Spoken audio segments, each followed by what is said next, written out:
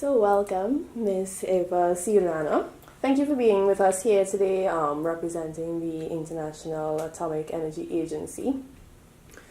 We do know that the Caribbean has been increasingly participating or gaining membership in the IAEA. Our first question for you is, what is the role of the International Atomic Energy Agency, in helping the Caribbean to achieve the Sustainable Development Goals?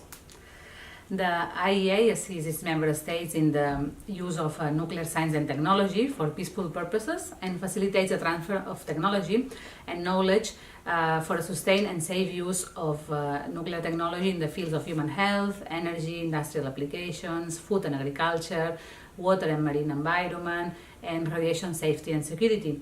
Many areas included in the Sustainable Development Goals.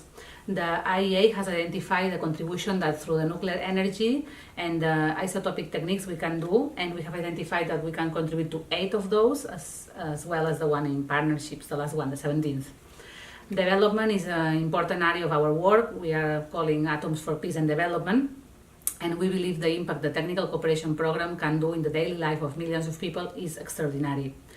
In the Caribbean, right now we have many new member states from the Caribbean that are now members of the agency, and we are supporting different initiatives at national and regional level. As well with SEEDS, we are now launching a new initiative with an interregional project in which we will support these member states in all these areas I mentioned, such as human health, environment, radiation safety and security, food and agriculture. The agency helps member states in these areas, and especially in establishing, maintaining, and strengthening national and institutional capacities. And we believe that we can provide a great contribution to the member states in the Caribbean. Thank you. So what are some of the current and future initiatives being led by the IAEA in the Caribbean, particularly around health, such as the treatment of chronic NCDs, Zika virus, ocean preservation, and radiation protection? In human health, with cancer and cardiovascular diseases, we are supporting the member states in the Caribbean through the capacity building activities and the provision of equipment. For example, in terms of human resource, we are training multidisciplinary teams, radio-oncologists, technicians, medical physicists that can provide effective and safe treatments for cancer. It includes also the provision of equipment for establishing or strengthening some physical infrastructure that can address these diseases. In terms of Zika, we responded to the outbreak that happened last year with training and the provision of equipment for early detection. And now we are having a new regional project that will be active until 2020, in which we are establishing the capacities for controlling the mosquitoes, and this will address as well chikungunya and dengue.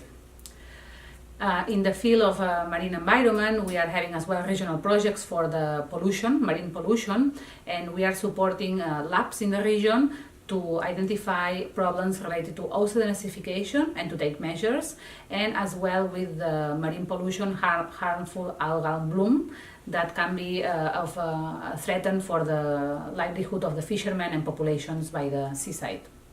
In terms of radiation protection, we are also supporting the member states in the Caribbean with in different areas, establishing regulatory frameworks with the occupational exposed monitor workers, with the patients, with the protection of the environment, and with the emergencies, as well as providing education and training programs.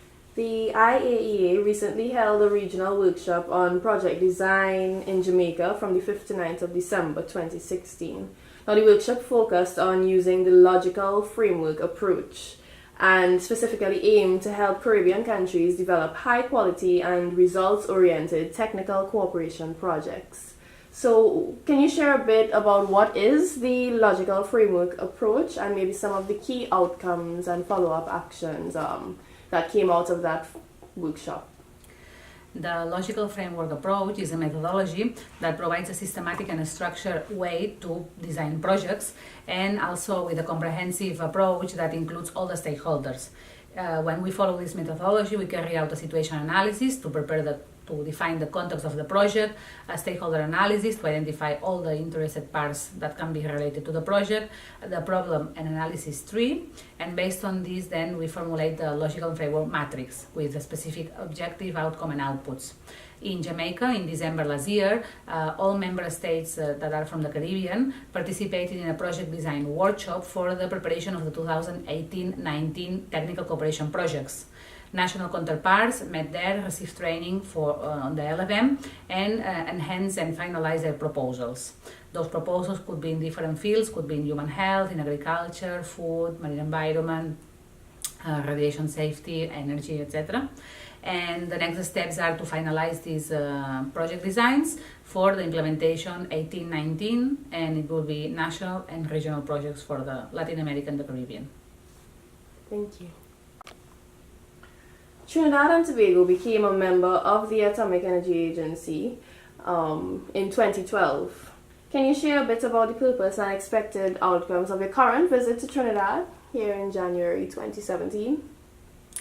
As Program Management Officer for the country, this was my first visit, and the objectives of the visit were to meet with national authorities and present the TC program, to give visibility to the program and identify potential stakeholders and institutions that could benefit of our program here in the country.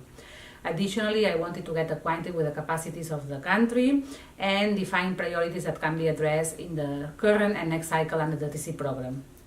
The outcomes of the visit would be to have identified these areas of collaboration in which we can provide support, identify new possibilities of cooperation under the regional program, and to enhance the visibility of the TC program, and that the national authorities know what the agency can provide and which areas we can support. Okay, thank you. For more information on the work of the United Nations and sustainable development in the Caribbean region, visit www.2030caribbean.org.